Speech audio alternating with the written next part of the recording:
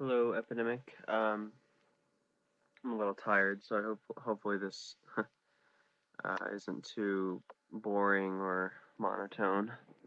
Um, I hope you don't mind me jumping in on your conversation with Todd Allen Gates, but I wanted to make what will hopefully be a brief reply to your video about animal suffering.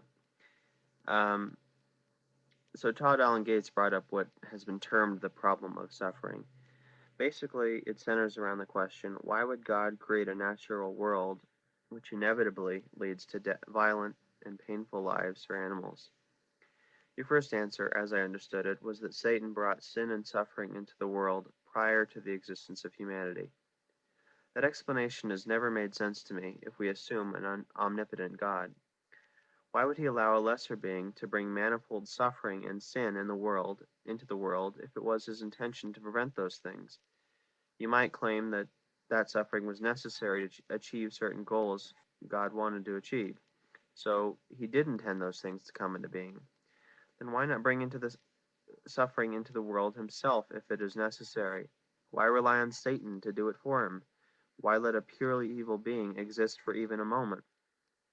You might say that by eliminating Satan, God would leave humanity with no choice. There would be only one option to believe in or follow: God, and so our choice would no longer be the result of free will.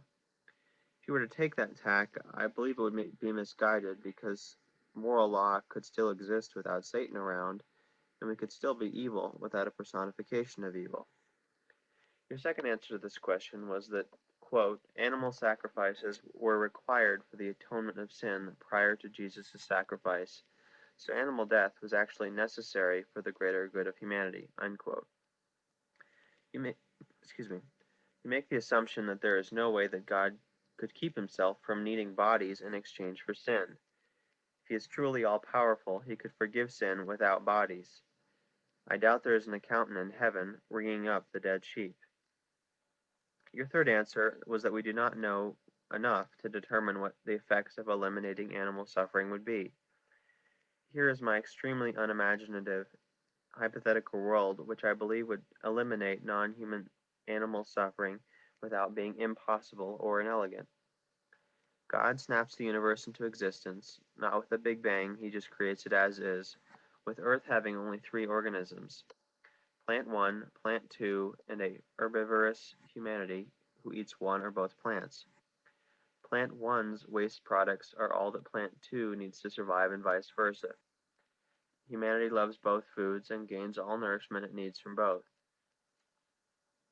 nourishment and supplies. Um, Evolution does not exist because when God snapped the universe into existence, humanity was given a perfect set of genes for its environment and mechanisms which keep DNA from ever being altered. God gave Earth a perfect population um, for its environment and genes which only allowed women to have two children. No need for animals besides humans, no need for animal suffering. Humans would still have free will. I don't accept the belief that an omnipotent God and free will are compatible, but for the sake of argument, I will grant that point. So anyway, humans would still have free will, so they could choose whether to believe in God or not. I am not delusional enough to believe that I have taken every factor into account, but I believe that since I have tried to keep my description of an Earth without animal suffering fairly close to the original, there is less room for variation or mistake. Um, it's obviously a very crude model, but and I'm sure you'll find some little flaw with it, or maybe somewhat major flaw.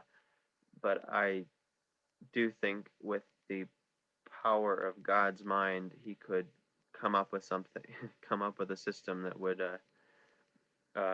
be able to exist without animal suffering. Um, so you said at the end of your video that we do not have sufficient reason to believe that God was cruel in the way He designed the world. But I disagree. Your hypothetical world is realistic. My hypothetical world is realistic enough that I believe it would take a cruel God indeed to make the world the way it is. In other words, a beneficent God is improbable.